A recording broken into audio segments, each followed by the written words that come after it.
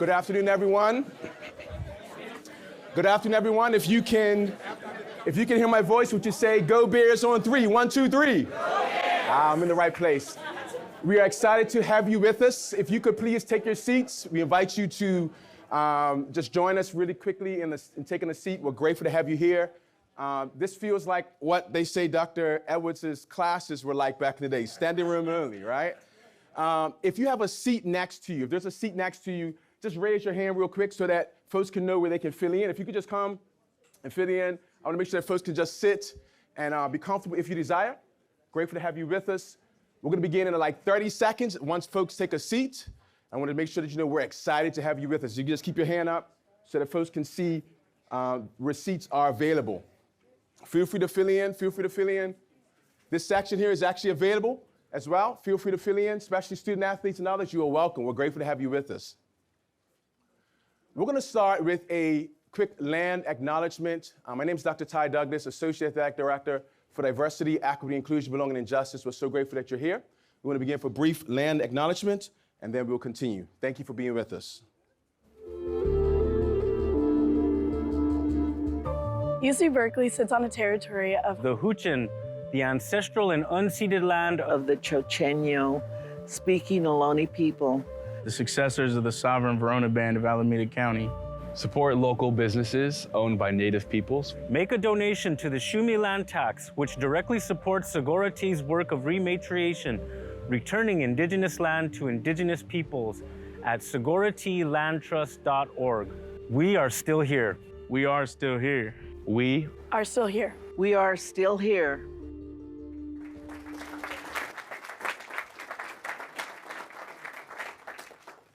Lift every voice and sing till earth and heaven ring.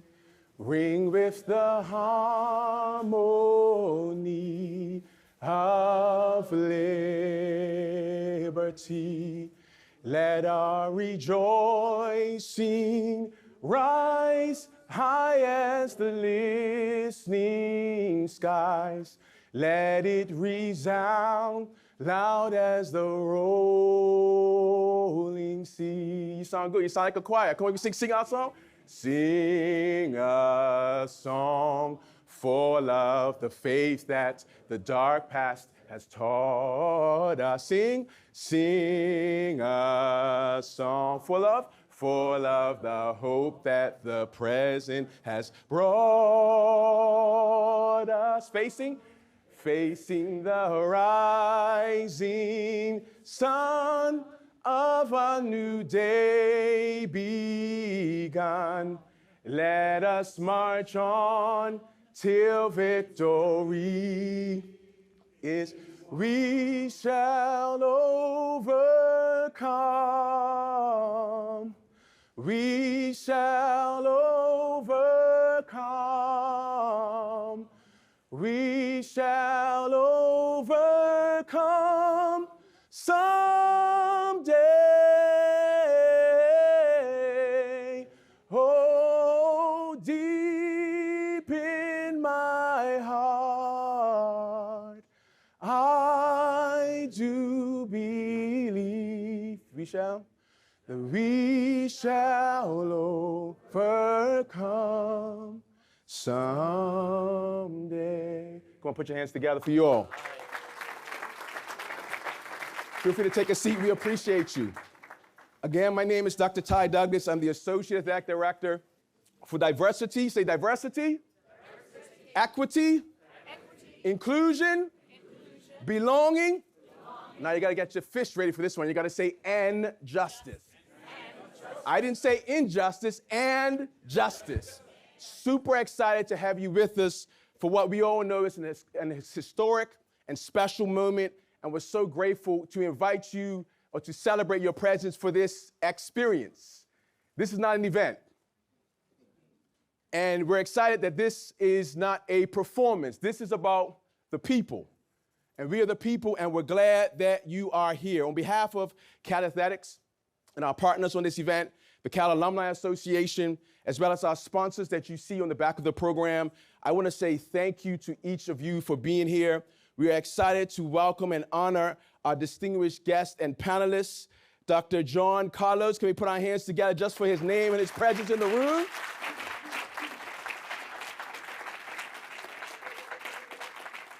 Dr. Harry Edwards. Can we put our hands together for Dr. Harry Edwards?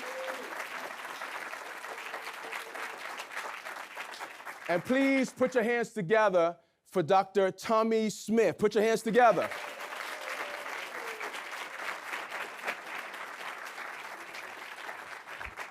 This is going to be a special experience because we know that Dr. Tommy Smith wanted to be here in person, but because of some health challenges, he was not able to join us.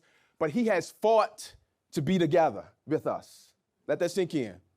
There's a fight to be together. We're grateful that you're with us. And so again, Dr. Smith and Mrs. Dolores Smith, we're so grateful to have you with us. Thank you again for joining us. To avoid disruptions during our event tonight, I ask that you just take a moment to silence your phones. If you would, we're going to have a wonderful experience, and we would hate for it to be interrupted by cell phones. We also want to make sure that you know we're grateful that you are here, and we are delighted to have many dignitaries of whom we will acknowledge throughout the course of our event tonight. But we want to start by welcoming and acknowledging Marsha Roberts, who will come and share a brief introduction on behalf of the Cal Alumni Association. Good evening, everyone. Welcome to Alumni House. I'm delighted to be with you this evening in celebration of excellence and brilliance of three incredible champions: Dr. Harry Edwards, Dr. John Carlos, and Dr. Tommy Smith. My name is Dr. Marsha Roberts, and I am truly honored to serve as the Vice President of the Cal Alumni Association and to welcome all of you here this evening.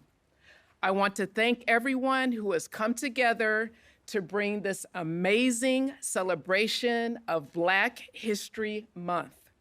Please let me share my special appreciation for our partners at Cal Athletics, including Dr. Ty Douglas, three incredible dignitaries and visionaries, two of whom gave us one of the most iconic images of social justice in the 20th century. I also want to share my appreciation for Chancellor Christ and Jim Knowlton for their continued success of the Cal Alumni Association. In 1872, when the 12 students comprising UC Berkeley's charter class founded our Alumni Association, they laid the foundation for an alumni community committed to the enrichment of each of its constituents, a commitment that continues to this day, 152 years later. The Cal Alumni Association is focused on fostering a culture that celebrates diversity, a sense of belonging, advances equity, and justice for all. We are committed to supporting initiatives that intentionally lead to a more equitable experience for all at UC Berkeley and to the world beyond. I am grateful to be here with all of you this evening, and I'm looking forward to listening and learning from the upcoming panel discussion. Thank you very much.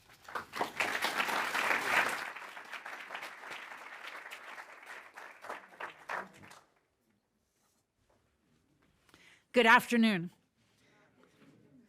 56 years later, after their courageous protest on the podium of the 1968 Mexico City Olympics, the University of California, Berkeley is honored to welcome Dr. John Carlos and Dr. Tommy Smith to our campus for Cal Athletics Black History Month celebration.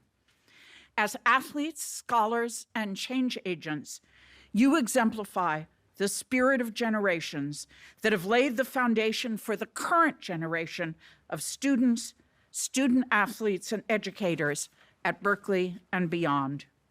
We're equally pleased to welcome Dr. Harry Edwards, Professor Emeritus, to the campus where for decades he taught and inspired generations of inquisitive thinkers to see the intersections of sport, race, and society as he forged a new discipline, the sociology of sport.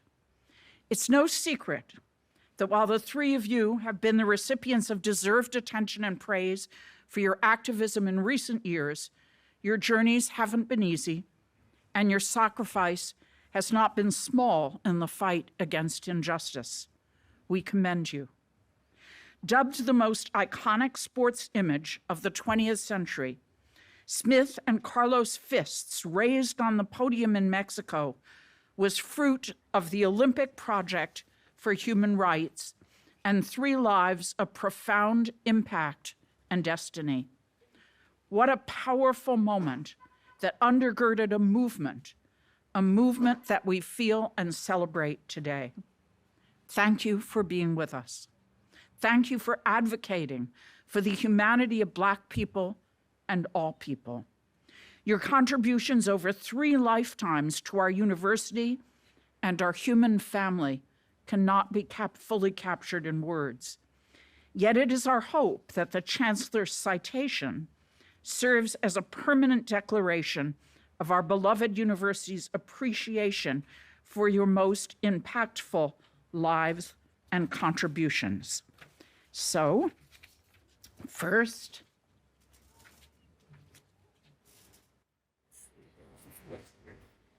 this is to Harry Edwards for his lifelong contributions to humanity, including being the architect of the Olympic Project for Human Rights, and for his commitment as a reformer, advocate, role model, and scholar to the well-being and civil rights of Black people, Black athletes, and other people who are marginalized. Professor Emeritus of Sociology, Dr. Edwards' distinguished career is focused on the intersections between race, sport, and society. His research led to the formation of the sociology of sport. The university commends Dr. Edwards for his heroism, leadership, and invaluable contributions to bridging athletics, academia, and activism. Thank you so much. Can I take a photo? Thank you all so much. Thank you so much. Thank you so much. Thank you so much.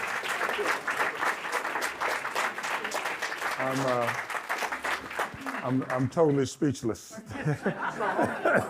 Thank you. Dr. John Carlos, for his admirable contributions to humanity and for his commitment as an advocate, author, and educator to the well-being and civil rights of Black people, Black athletes, and other people who are marginalized.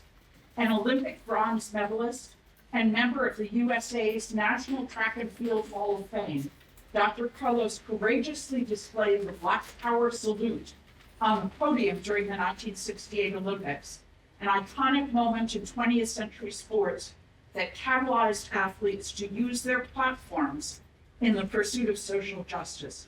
The university commends Dr. Carlos for his heroism, leadership, and invaluable contributions to bridging athletics, academia, and activism. Thank you so much. Thank you so much. I'm so honored.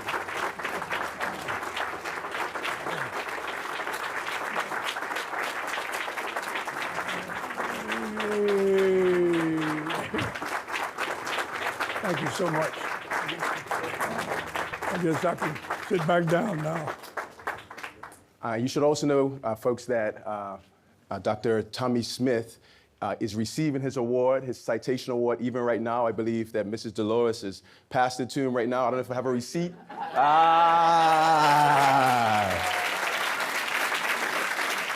Our chancellor will read it at this time. Now I'm going to read the citation. for his contributions to humanity, including his involvement in the Olympic Project for Human Rights, and for his commitment as an advocate, author, and educator to the well-being and civil rights of Black people, Black athletes, and other people who are marginalized. An Olympic gold medalist and members of the USA's National Track and Field Hall of Fame, Dr. Smith courageously displayed the Black Power salute on the podium during the 1968 Olympics, an iconic moment in 20th century sports that catalyzed athletes to use their platforms in the pursuit of social justice. The university commends Dr. Smith for his heroism, leadership, and invaluable contributions to bridging athletics, academia, and activism. Congratulations. Thank you. Thank you. Thank you very kindly. And this is a momentous occasion for me and my wife, Delois. And we don't have time to talk very much, but I will say you're in an area where I grew up, and I'm still a part of that system. To Cal, I thank you. To Dr. Douglas, I thank you. And to the Cal family, I thank you. But we shall overcome, and the race is not done.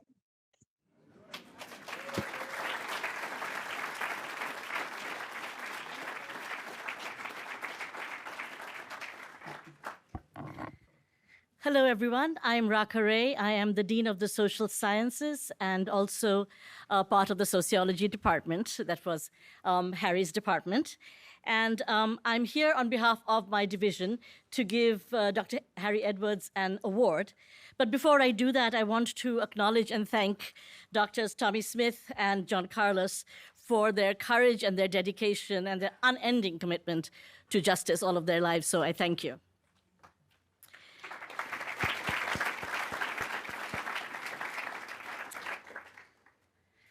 From the Black Power salute that we've been talking about in the 1968 Olympics for all the world to see, to creating the Olympic Project for Human Rights, which challenged racism in sports, and particularly the role of South Africa, that apartheid South Africa at that time, to arranging for a personal video sent by Simone Biles to encourage the heartbroken 8-year-old Black Irish gymnast who had been ignored during a medal ceremony, Dr. Harry Edwards has used his keen sociological imagination and fierce passion for justice to effect transformations in every sphere of sports that he could. As professor in the Department of Sociology between 1970 and 2000, he taught thousands of students about the sociology of sports and race, effectively creating, as the Chancellor said, the field of sociology and sports, even as he advised the NBA, the NFL, and the major baseball league. For his care of his students while he was here, he speaks about falling in love with every class he ever taught at Berkeley, which I love to hear. For his wisdom about the fraught relationship between professional sports and race, his attention to gender as he warns about the effect of the potential fall of Roe versus Wade on women and girls in sports, for his insistence that struggle not be divorced from strategic analysis and intellectual consideration, and for the overwhelming impact of his work and words on the world of sports and race relations beyond sports. It is my honor to present Harry Edwards with the Social Science for the Public Good Award of 2024.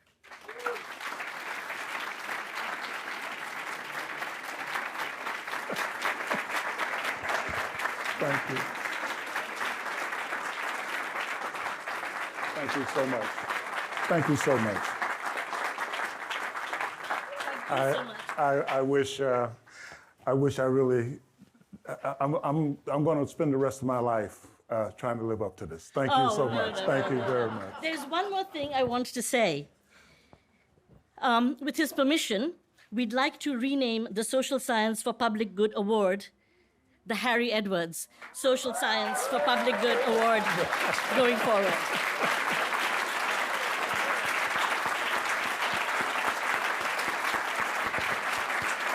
Thank you. Thank you so much. I would bow from the ankles, except that you'd have to get an end loader in here to get me back up off the floor. But thank you so much. I'm deeply appreciated. Thank you.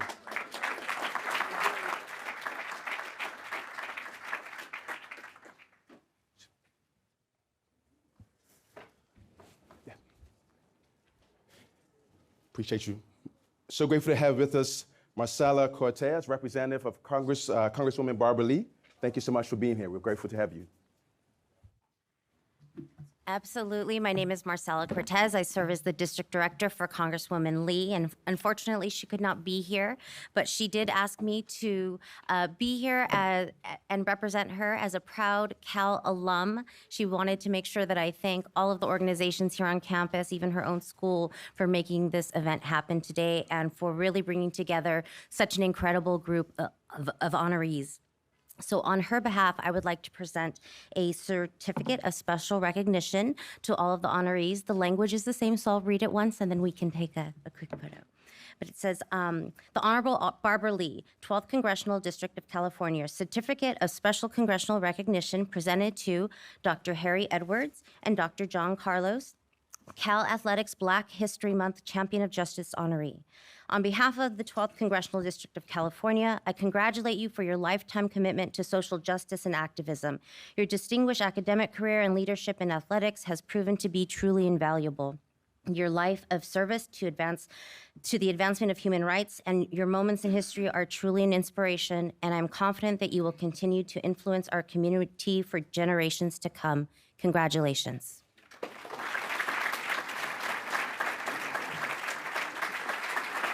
Thank you. Thank you so much. Thank you so much. Good. This is beautiful. We're going to take a picture? No. Okay. All right. In case you didn't know, class is in session, Dr. Edwards. And so we are going to take our directives from you in that you suggested that we share a video with the audience in preparation for our panel discussion. And so we're going to show that at this time. I think it's also important to note that Dr. Edwards also has a new series that's going to come out called The Last Lectures. He's actually allowed Cal Athletics and other departments and universities to pilot the lectures, so thank you for that. I believe this is a clip from that lecture series entitled The Power and the Struggle. And after that, we will invite our two panelists to join us and Courtney Boone as we have a conversation. Thank you.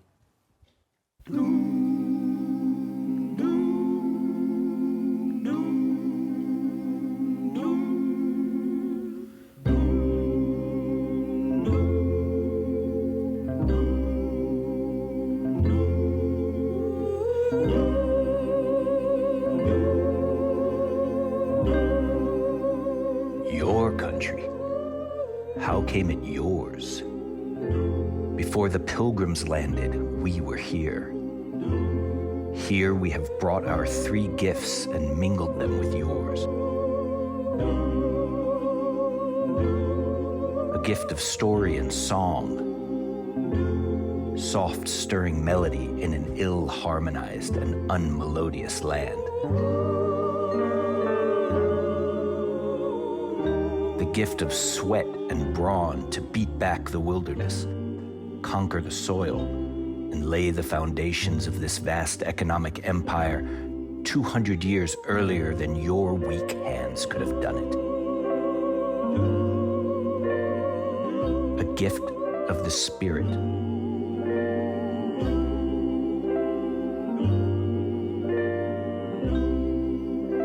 Out of the nation's heart, we have called all that was best to throttle and subdue all that was worst.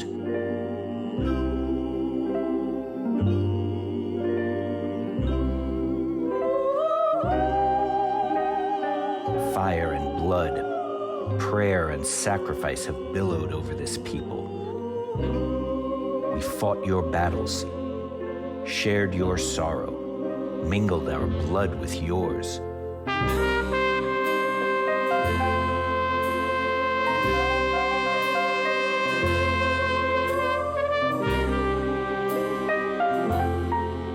And generation after generation have pleaded with you to despise not justice, mercy, and truth, lest the nation be smitten with a curse.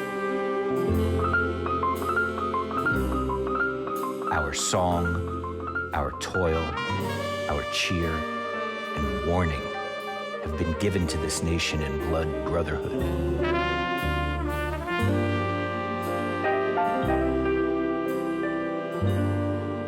Are these not gifts worth the giving?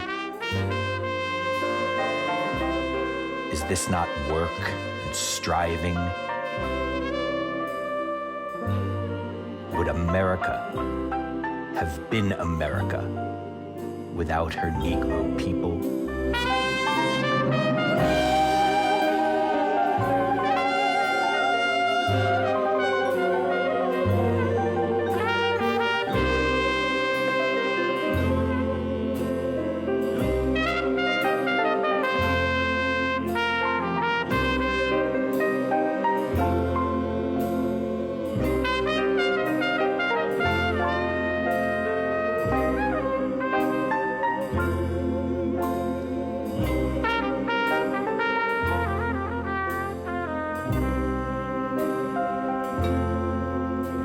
I've got a story to tell you.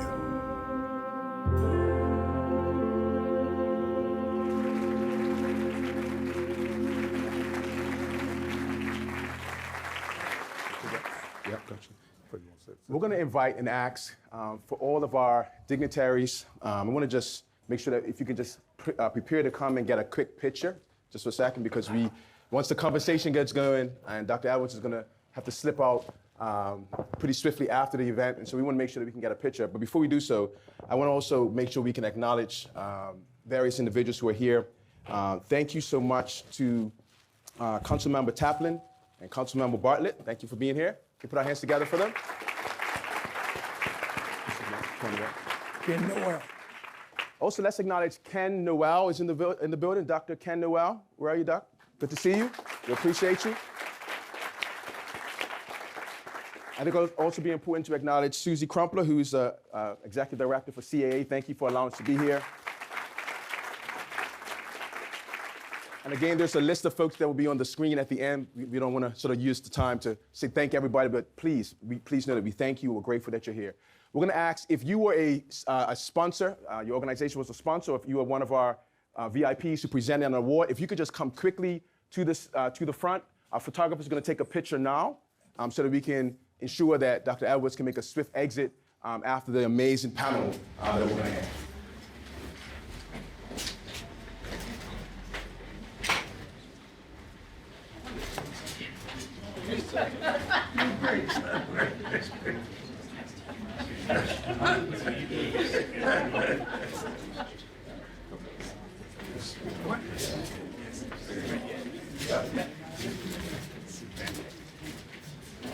Have you all look right? Yeah, come on, okay. So our two council members, welcome you if you'd like to be in the picture.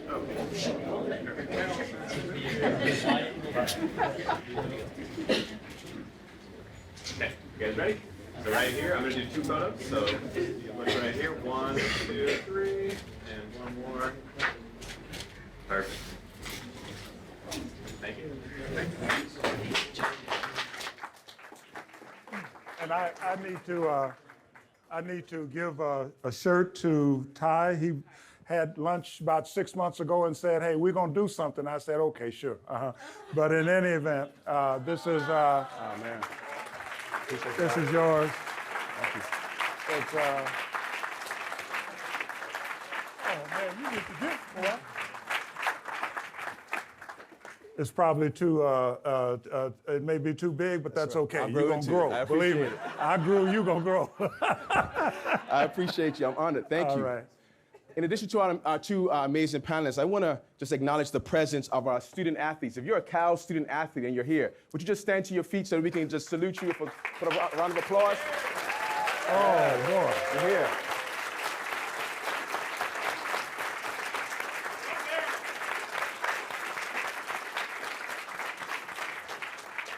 And it brings me great pleasure to also welcome to the stage Courtney Boone, one of our student athletes, who is going to be our co-moderator for today.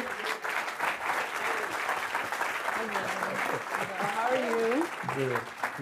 Courtney is a women's soccer player. I'm not important. Okay. All right. Courtney is a women's soccer player. Courtney, what is your major? I'm a legal studies major. Awesome, awesome.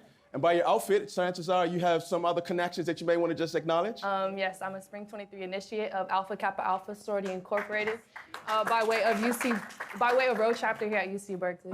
Awesome, awesome. All right, you all came not just to see awards. In fact, you came to hear a conversation, didn't you? Yeah? Are you ready for the conversation? Yes. Awesome. I'm grateful. The Smith family, are you able to hear us okay? Awesome. We should make sure you can hear us okay? Awesome, wonderful. We're so grateful. I also just want to acknowledge our virtual audience, all right? So virtual audience, if you're with us and you can hear us, just put a fist in the chat, all right? Let's just light up that chat. I want you to know that you are as a part of this experience as we are in the physical room. I want to give a shout out to Messina Mayo, a track student athlete, who is moderating the chat for us as well. Put our hands together for Messina. Thank you. All right? And so we'll do our best to incorporate the questions that come in. So I want to start here. Dr. Edwards, you basically said we need to start with that video, and you ended with the phrase, "I have a story to tell." Help us to understand why you wanted us to start with that video, and what's the story that this conversation will tell? I think that the video ties together the broader challenges over the history of this great nation and the role that athletes have played in terms of efforts to form that more perfect union. We talk about John and Tommy and their great sacrifice, but the reality is that they were part of what is now a 159-year history of athlete activism going back to Octavius Cato just before, right at the end of the Civil War in 1866 when he tried to desegregate baseball. Ultimately, it put him on the front page and it cost him his life. But he was our first great activist athlete. Then you went through Major Taylor, of course, and so many other great athletes, right on up through the current generation of athletes who have used their athletic platforms to make statements about social justice and human rights and so forth. I think that story has to be told. You have to be able to put Jack Johnson in context. You have to be able to put Jackie Robinson in context. You have to be able to put Wilma Rudolph in context. You have to be able to put Ariana Smith from Knox College, who was the first athlete to protest in the Black Lives Matter era, not Colin Kaepernick. He came in 2016. She was in 2014. So we have to be able to put all this in context because this is part of the American story. There's a myth that has prevailed in American society that sport is the toy department of human affairs. Nothing could be further from the truth. As I taught in my sociology course here for years, sport inevitably, unavoidably recapitulates society, the structure and dynamics of human and institutional relations, as well as the ideologies that rationalize and justify those relationships. And so when you look at it from that perspective, you realize that looking at sports, there's a story to tell, and one that I found over half a century ago was being ignored by mainstream academia, much less the sports media itself. In the vein of experience, it's okay if you can snap. It's okay, you might say amen, you may say I feel you, or you may whatever, but a little call and response is okay. Thank you for sharing that insight. I want to just transition and ask a question for those who are in the room who are newer to this conversation, right? 1968 Olympic protest, John Carlos and Tommy Smith, was before many of the folks in this room were born. And so I don't want to just sort of skip over like that context of them feeling and considering what was going on at the time briefly, but any context for our student athletes in particular who need to feel or know what was happening in 67 and 68 that led to the, as you're going into the Olympic Games, that will help them to understand the context of the times. What would you say to a young person who needs to understand what was happening going into the Olympics? I'm going to you, Dr. Carlos. Oh, to Yes, sir. me. Oh, okay. Well, first of all, we have to take into account that we had a lot of activity taking place in the 60s. We had the Vietnam War. We had many assassinations that had taken place. We've had strife amongst individual black people who were starting to express themselves. Society was not ready for, the government nor big business. We took it upon ourselves to say, hey, let's look in the mirror and identify who we are, identify what our worth is and what our significance is in society. But then, as we got together, we all came together in terms of Dr. Edwards, Dr. Ken Noel, Dr. Smith, Lee Evans. A number of us have come together and said, we want to be able to spread the word to society about our importance within the society. But yet and still, we couldn't just go out there blanketly and make a statement. We had to go to the library and study. It's not like you guys today can go push a button and find what you want. We go to the library, we stay in the library 5 days, maybe to get two paragraphs. But we did that because it was necessary. Why was it necessary? Because when we challenged the system, we knew the system immediately would come and stick the microphone in our face. More so to embarrass us, to make us look like that we're ignorant to the fact, but when they came, they were surprised because we were ready. And it was all about educating our peers that was involved in the Olympic movement to make them understand this is not just some frivolous thing that we're throwing on the table. We want you to have an understanding as to why we feel it's necessary. You might not receive the rewards for what we're attempting to do now, but your kids and your kids' kids will receive the awards, the rewards for what was taking place. So that's where we were at that particular time. Then you have to go to the youngsters today and find out whether they were listening. That's good. That's good. Dr. Smith, we want to come to you, sir. And at some point, there will be a video that's going to show you all in a different season of life, right? But you all had the juice, right? I know, if you see Dr. Carlos walk now, he's got this, he still moves pretty well. We have a good laugh about that. Tommie Smith, Dr. Smith, what was your best time in the 200? And what was that experience like for you? You won the gold medal, right? And let's put our hands together for that. Won the gold medal. Yeah. Yeah. And Dr. Carlos won the bronze medal in that race. Let's put our hands together for him as well. Right? Take us back, Dr. Smith, take us back and then bring us forward, because you have a quote that says, the struggle continues. So take us back and then help our young people, in particular in the room, to understand what that means for you as it relates to the struggle continuing. I was born in a little town, Clarksville, Texas, in 1944, East Texas, North Texas. And when I was moved to California, 1951 at age 7, I didn't know where we were going. Daddy said we were going on a trip. I said, okay, Daddy, is everybody going? He said, we're going for good. We're not coming back here. I said, cool, because I was leaving the cotton fields. I was going to California, where money grew on trees. But once I got here, the little camp, the little indentured servant camp that we stayed on, did the same thing in California that we did in Texas. So we brought our wares with us, and we fought systematically the same things out loud that we were fighting in Texas silently. And the one thing that I had that not many people had was the blessing of speed, but I didn't know how to use it. My usage of speed was beating my sister Sally to the outhouse. That was my speed. And I realized later on that I could use this for something, but what? Then grammar school finished, high school, and I was beating everybody in high school. I think, John, you were in New York at that time? Yeah, New York, but I knew that there was a guy somewhere that had some speed. So I knew we were going to meet someplace. And believe it or not, listen to this. John Carlos went to school in a place where I used to pick cotton, Commerce, Texas, out there. And we met up at San Jose State. We joined together and decided to make a stand. Not only a physical stand, but an academic stand to lend help to those who believe running was a lifelong message. Running was a message at the time to make life long. And this is how we hooked up to do something that we were both good at. And we had to make it a valiant yeoman effort to make last for the young folks that was coming behind us so they could see what they could do. just because you're black and fast, that doesn't mean you're dumb and stupid.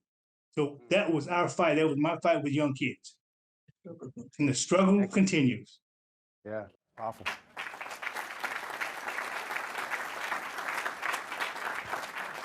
I want to tee up Courtney to ask a question right after this question. I want to just ask this question to the panel, and anyone can take it. You know, we're celebrating you today, right? But there were many days where you were not celebrated. When you think about some of the hardest moments of this journey, 56 years and before, what were the most difficult moments that come to your mind that would maybe inspire a current generation, but also put into context this celebration, a celebration that didn't come cheaply? What comes to mind as it relates to the struggle? I have a volume of things I could talk about. Well, the first thing I would say in terms of really grasping what you're walking into, what you're stepping into. When I arrived in San Jose State, and I had met Dr. Edwards prior to me coming to San Jose, but when we were coming together to create a forum of athletes together, we had a party. And all of us got together. I think my birthday was June 5th, Tommy's birthday was June 6th, and Jerry Williams' birthday was June 7th. So we had a big party. And the party was in the same complex where Harry Edwards lived. We partied all night. We had 3 birthdays, so we partied for 3 days straight. We had fried chicken all the way up here. But in any case, the thing that struck me and really had me take a look at myself and the situation in which I was involving myself in is when they took a black German Shepherd dog and they stabbed this dog up in Harry Edwards' doorway and left the dog there to bleed to death and left Dr. Edwards a note and said, "Nigga, this is you next." So it let me know right away how vicious these people are. But then I had to go beyond that and realize they're vicious, but they're more ignorant than they are vicious. So in turn, what that did was to make me strong, to fortify me more, to make me realize that I have to step up to the plate more, be that much more stern, be that much more clear-minded in terms of what the issues are and who I'm confronting. Another thing, you know what it's like to have your kids? It's Christmas time. Everybody's jubilant and happy, and the kids are anxiously waiting to open their gifts. And your kids look at you like, "Daddy, are we gonna get any gifts this year?" And you searching your mind, and you sweating, and you looking at your wife, and you trying to figure out, "God, could you help me? I need to get one gift for my kid." And I just happened to see they had a mission out there in Venice somewhere. And I remember going out to the mission, and I'm kind of begged the people, "Sir, it's too late. We didn't gave all the gifts away." And I, got tears up my eyes because how am I gonna go back and tell my kids I don't have anything? Why this happened is because when I went to Mexico City, it was stars and stripes and blue skies and heaven. When I came back from Mexico City, it was thunderstorms and chaos and tornadoes and hurricanes running through. The employment that I had subsided instantaneously. I couldn't get a job for the better part of 15 years. And I'm a gangster from New York, or correction, I was a gangster from New York. So I know how to go out and hustle money. I got into a situation where it hurt me so much even to this day, based on my mom and dad raised me to be the right type of young man. But I remember one time in Christmas trying to get these presents for my kids, not having no job. If you had 30 days in the month, you say, "Thank God I got 31 days." Because I would have to hustle for 30 days to get that mortgage up to pay my mortgage so I wouldn't put my kids in the street. And I remember I went to a hustler from the street one day and asked him for some money. It was around New Year's. My brother-in-law is in here, Melvin Terry's in here. Melvin, I know Melvin's in there somewhere, right there. And I remember I went to Melvin's house and I told Melvin, I said, "Man, things is bad, man. I need some money. I need to pay my mortgage. I can't have them put my kids in the street." Melvin didn't have anything, and I went out. I knew the gangsters. I went out and told the guy, I said, man, I need to borrow some money, man. I need to pay my mortgage on time or they're going to move me out of my house. He said, I don't have any money, John. He said, but here's a little packet of thing called cocaine. And he gave it to me. He said, man, you can go sell this, make you some money to help you because all my money's put out right now.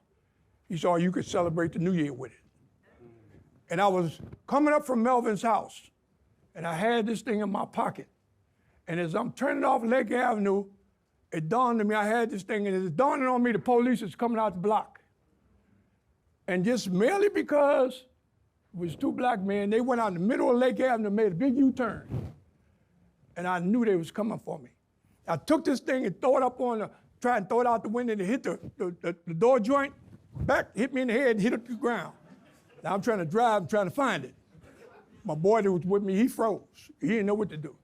Well, the police pulled me on the side. Let me tell you, I don't know whether anyone's been locked up, but I was locked up, and the fact that I was locked up physically for me wasn't the pain. The pain was what my mother and my father was going through, what they was feeling in terms of their son going to jail, and much more going to jail because he had illegal drugs on him. But you know, I realized at that same time that the Creator, and I always say, I don't know who the Creator is, but I know He is, or she is.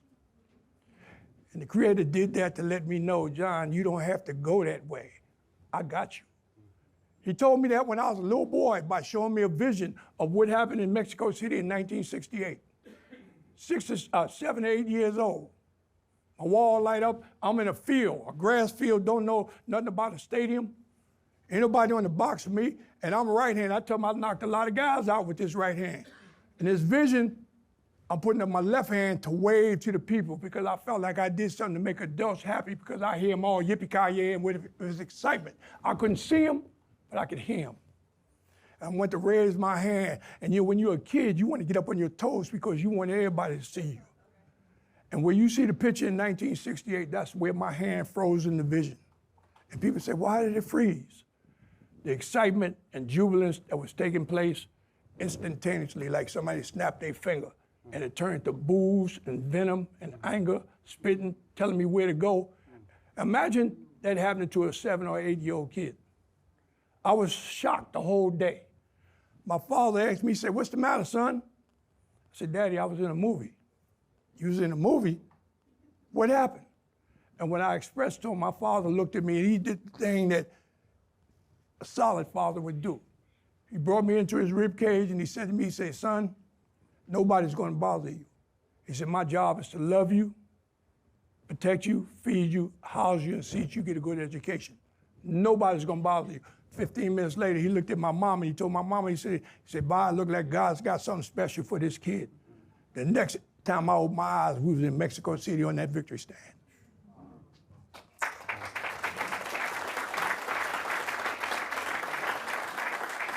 I'm going to ask Courtney, if you could ask your question in particular. Let's ask the question of Dr. Smith, and perhaps if Dr. Edwards has something to add in response, but let's direct your question to Dr. Smith. Thank you, Dr. Carlos, for your reflections. I'm sorry, Doc, if Courtney could just ask her question. She's going to just ask a quick question of Dr. Smith, if she could. Thank you. Well, unfortunately, I am a part of the generation that goes to Google to find something. But I guess I just really wanted to ask, like, what advice or guidance would you offer to today's youth, particularly young athletes, on navigating challenges, embracing activism, and contributing to positive social change? Is that for me? That's for Dr. Smith. You can answer too, though, of course. Yeah, let's have Dr. Smith go first. Yeah, the knowledge of education is anything you see that you want to know about is there to be read about. You don't have to look for somebody else to read something to you if you see the writing, but you have to go to school to know how to read. And that's my whole background is education. Quickly, when I first came to San Jose, I didn't have a great knowledge of education. I just know I didn't want to pick any more cotton.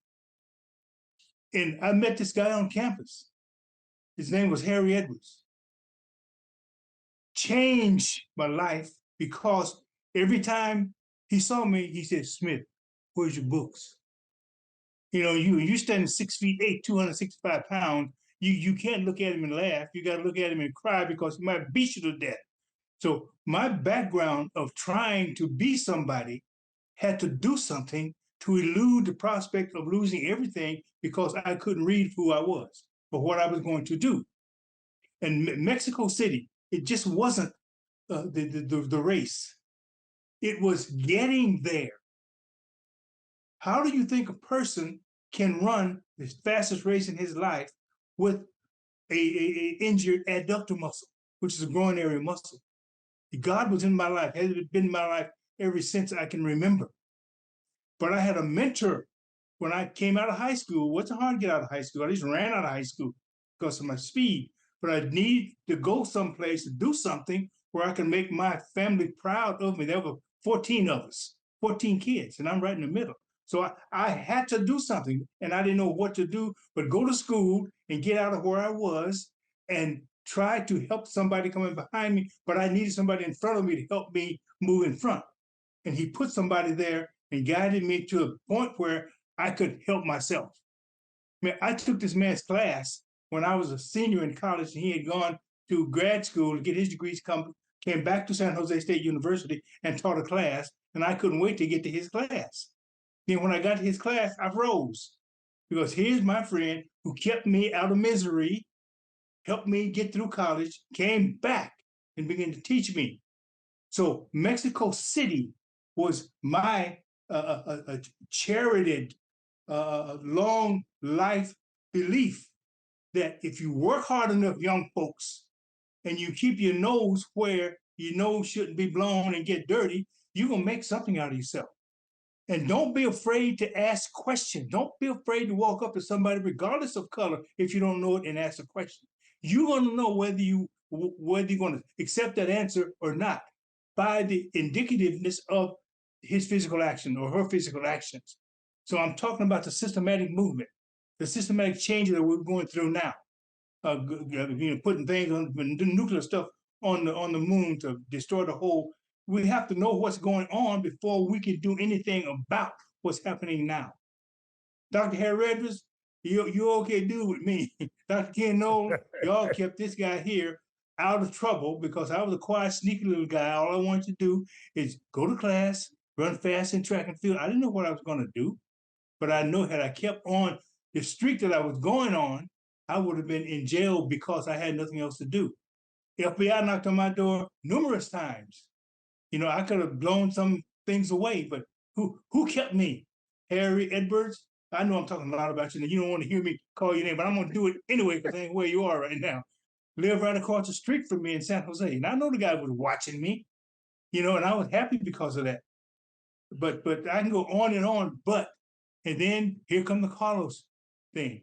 And John, you know, me and you were some bad little dudes.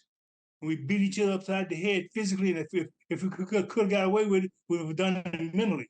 But what we did as a tandem was, for me, lifelong, and I do it every day right now.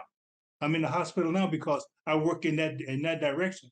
I'm on this Zoom because I could have said, no, I can't do it. But when you got a platform like that's been set up there in Cal, one of the greatest platforms of my life is telling the truth about people who long lived and died so they can help the youth of our system. So you're looking at Tommy Smith here, he's the pride of people who laid the path so I can graze and get to where I'm getting now. And I'm gonna help youth as long as I can. Well, it's a long answer to a quick question, really. We are actually almost at time. I know. That's our way of teeing you up, but Dr. Edwards is going to give a response, but that's also a way to invite you to prepare your questions if you're in the virtual space. We're probably going to maybe get to one question from the virtual space and perhaps one question from this room, and then after that, what the afterglow looks like, that's up to you all right? But I want to make sure we can honor time because I know folks have other things to do. I just want to make sure you know where you are on our program. Dr. Edwards, I know it was a while since we asked the question. I know you have a lot to say. Do you want us to share a question, or are you good? Well, I'm having a senior moment here. I've forgotten what the question was, but in any event, let me just say something. First of all, I want to thank everybody who made it possible for Tommy and John to come here and have this time. That's important. It's important that we honor our heroes and those who make steps on behalf of the broader interest. In terms of what I would say to this generation of young student athletes, I've always taken the position that I really don't want to say. I want to listen to what they have to say, and then they will tell me what I need to say. My approach has always been to encourage young people to hold on to their dreams, even in difficult times, but to learn to dream with their eyes open. And what that means is taking full advantage of the only shortcut, the only demonstrable, proven shortcut to success and achievement that there is, which is hard work. Everything else is more difficult. And so you must understand that in pursuit of dreams, it's not going to be an easy rise, but you want to be standing at the end and repeating after all of the travail what my old friend, late friend Maya Angelou once said, through it all, the difficulties, the challenges, and so forth, and still we rise. And so that would be my advice. I've had to go through some things. I remember the difficult times, 11 police stops for moving violations in 6 weeks, once even turning into my own driveway. I didn't signal and I got a ticket. That was the nature of the times.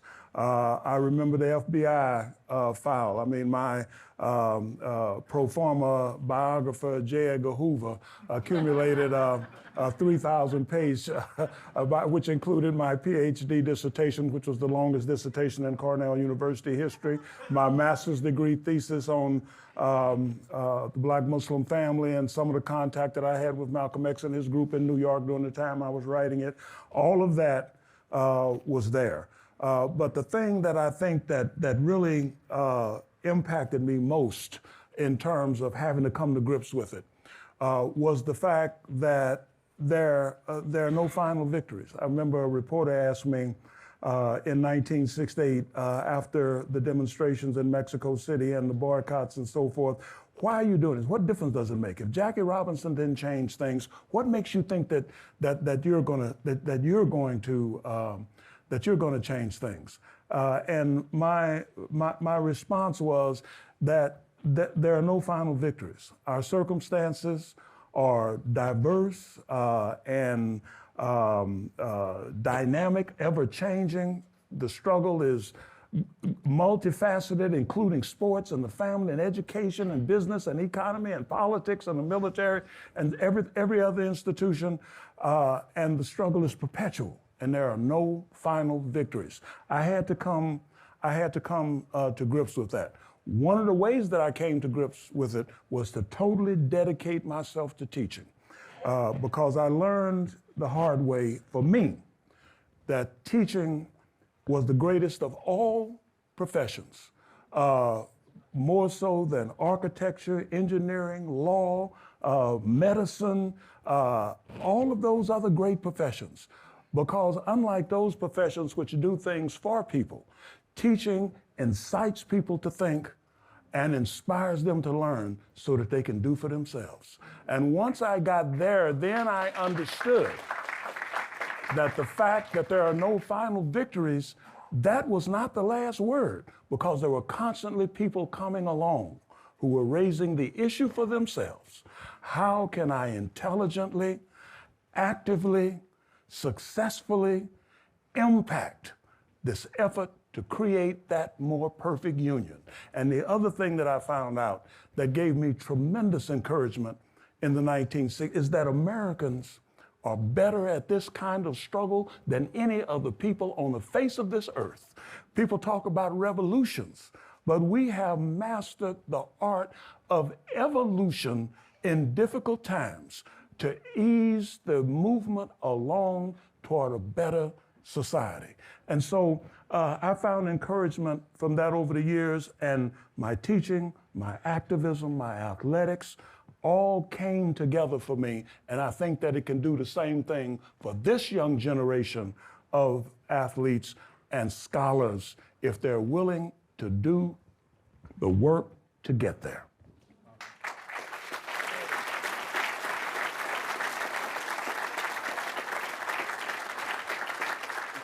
We're obviously going to need a part 2 for this experience, and hopefully at that time, Dr.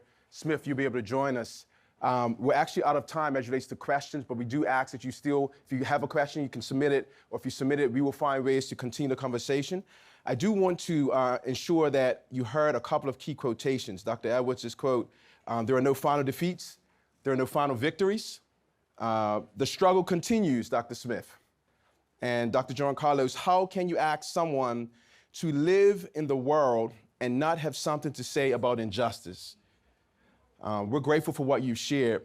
We're also grateful for our co-sponsors that I want to acknowledge, Berkeley Social Welfare, Berkeley Social Sciences, and there's more to come. Don't go, I'm just teeing you up. There's something special, a tribute that you don't want to miss. But I want to make sure we can acknowledge folks who helped to make this event happen. The UC Berkeley School, Berkeley Sociology, Cal Black Alumni Association, thank you. Again, Cal Alumni Association, thank you. Berkeley Division of Equity and Inclusion under the leadership of Daniel Matos, thank you. The Black Student Athlete Committee, BSAC, our student athletes group that actually will be traveling to the Black Student Athlete Summit at USC in May. And so that's something that maybe you might want to help to fund. Feel free to reach out and let us know about if that's something you want to be a part of. Black Lives at Cal. I see Takia Jackson's in the building. Thank you so much for being here. The Institute for the Study of Societal Issues. Thank you so much. My first introduction personally to Dr. Edwards happened because of the leadership of Dr. Stephen Small and Deborah and their team. I just want to make sure I can acknowledge them as also the interim leadership. Thank you. And I also just want to acknowledge there is a catered reception that's been catered by Mentor's Jamaican restaurant, so you don't want to leave, all right? We got some jerk chicken for you and some other things, some rice and peas. But before we do that, we also want to ensure that that you could hopefully feel what we've been journeying on, not just this week or the last couple of weeks as we've been preparing for this event, but 56 years. You can go back even before then to 16 and 19. It's been a long journey, and we're grateful for your contribution. And as our team reflected on just this experience, it gave birth to something that we want to give you. You've gotten honorary doctorates, you've gotten citations, you've gotten lots of awards. I don't know, has anyone ever presented an original song to you? Do I have to sing it? No, you don't. Oh, okay, all right. But I am excited to share with you an original song that I was humbled to co-write with my colleague, Dr. Wayne Bachner. He's a professor at Oakwood University. The song is going to be available for streaming as well, downloadable, right? But you're getting just a sneak preview. We have a video as well. I want to acknowledge that the song was performed by Dr. Terrence Taylor, and he produced it. He's from LA. And so we want to share with you a song entitled Baton, or Baton in Hand. And we hope that it helps you to feel loved and valued, and to know that the struggle continues, but it's also secure in the next generation. Thank you.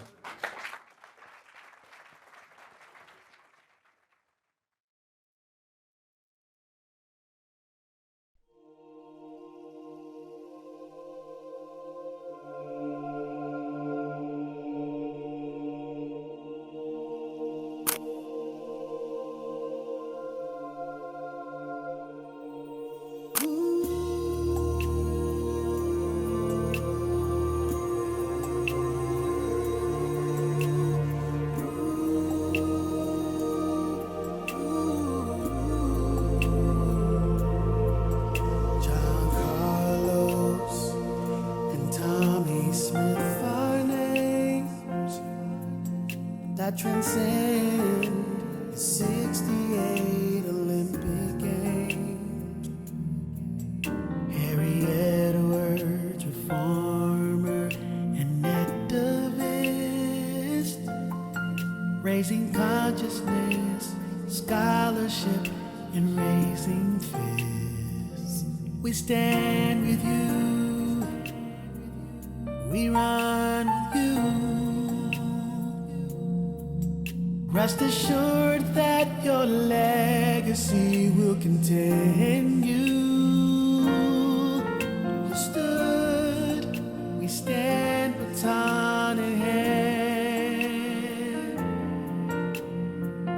raising your fist, running your race against the trend. Your podium is our staircase, where you stood is our floor. You stood, now we stand, baton in hand. There's no Kaepernick, LeBron or Serena without the legacy of you three that went before us.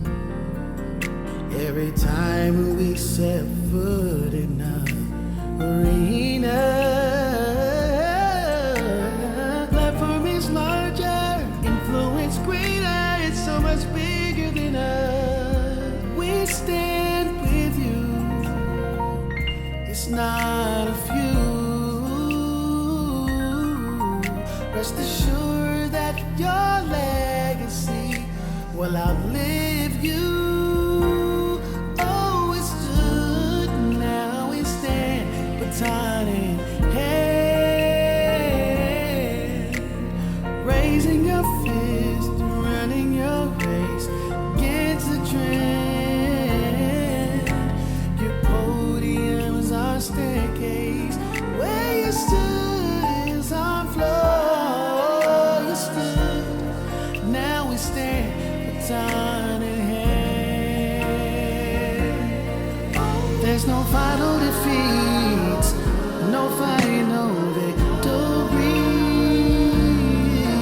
We'll forever proclaim where there's no justice, there's no peace, there's no peace.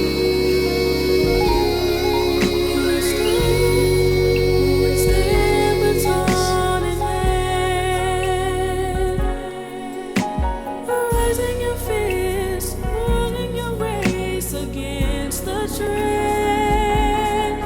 Your podium is our staircase, where you stood is a floor.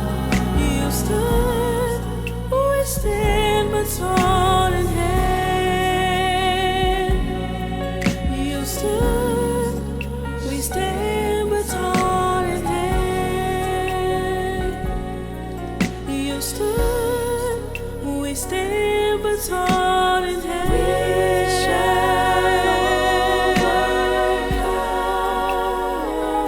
Baton in hand.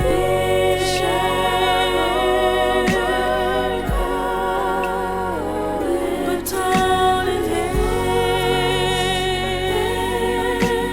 Sing to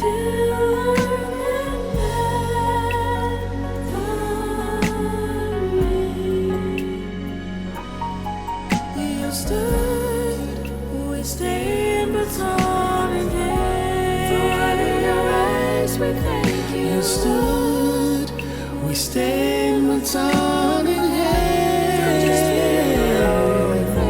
You stood, fist raised, baton in hand.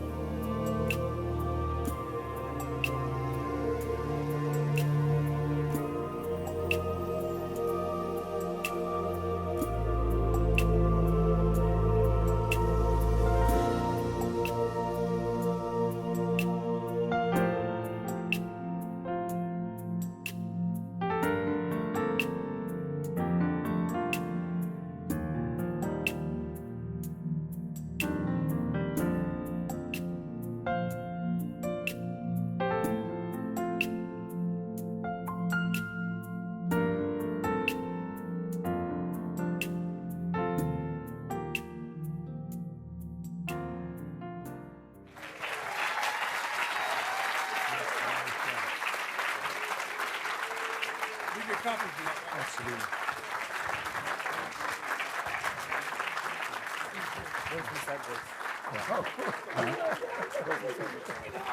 Where's Miss Edwards at? She's not here. Let's give it to you like that before. Thank you very much. Cheers. Thank you. Thank you so much. I want to just invite my athletic director to join us for a picture. Dr. Carlos, he asked the question, are we going to get a copy of this? So the cool thing about technology is, you can't see it very well, but there's a fist on this plaque. And there's a QR code where you can take your phone and zoom in. You probably have a grandchild or somebody help you at this part. But it will lead you to the link tree where you'll get access to the song, to the pictures from this event, to the program, so you can forever share it and we can continue to share your story with the world. Thank you. Thank you.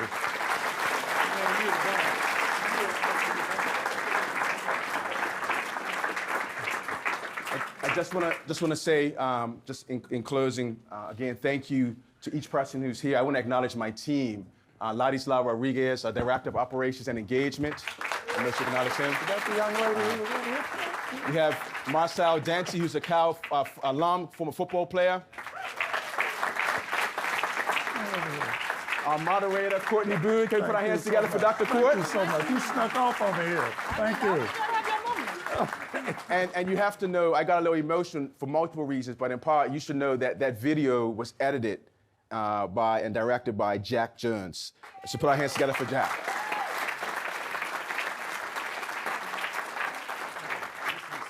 Yep. Please, if you could put our hands together for our athletic director, Jim Knowlton. Thank you. I just want to really give a shout out to Dr. Douglas. He's thanked everybody.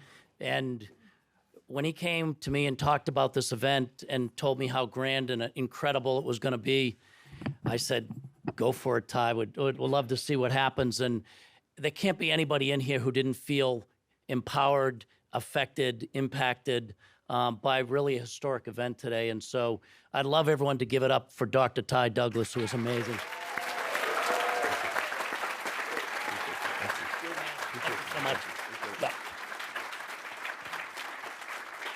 So listen, in the vein of experience, this continues, but I do want to ask that we could allow Dr. Edwards just to slip out this direction.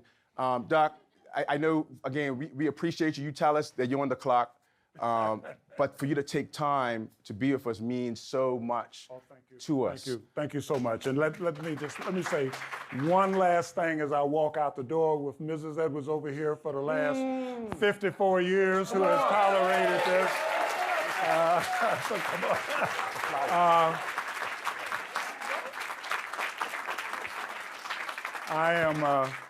I'm often asked if I'm hopeful in terms of us entering another 5-year period of turmoil and disruption and division and all the rest of it. Am I hopeful? Given my 81 years of experience in dealing with this and so forth, and I have to admit that I am not the slightest bit hopeful. When I look out at these young people, when I look at this beautiful, young, intelligent, articulate, committed young lady, and I look at these athletes back here, I am not hopeful. I am confident that they got this, okay? So I just wanted to say that because I think it's necessary for us to tell young people the confidence that we have in them, because then they will find the strength to believe in themselves. Thank you very much.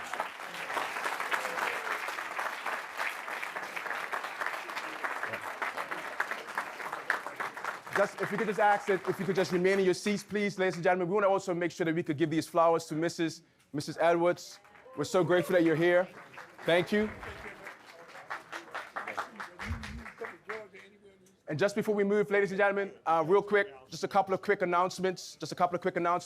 There is a reception that's catered outside, and then we're going to move from this location at about 6 o'clock. Doesn't give you a lot of time, but we're going to actually start something new. I know you have the March to Victory. Have you heard the March to Victory before a football game? Yeah? We're going to do something called a Step and Stroll to Victory. We got the Divine Nine that's going to join us and others. We're going to make our way from Alumni House at about 6 o'clock to the Cal women's basketball game. They have Black Culture Night tonight, 7 p.m. Come cheer them on. Dr. John Carlos will be an honorary coach. And so we're super excited to continue with you on what I believe has been a momentous occasion. Thank you again for joining us, and go Bears.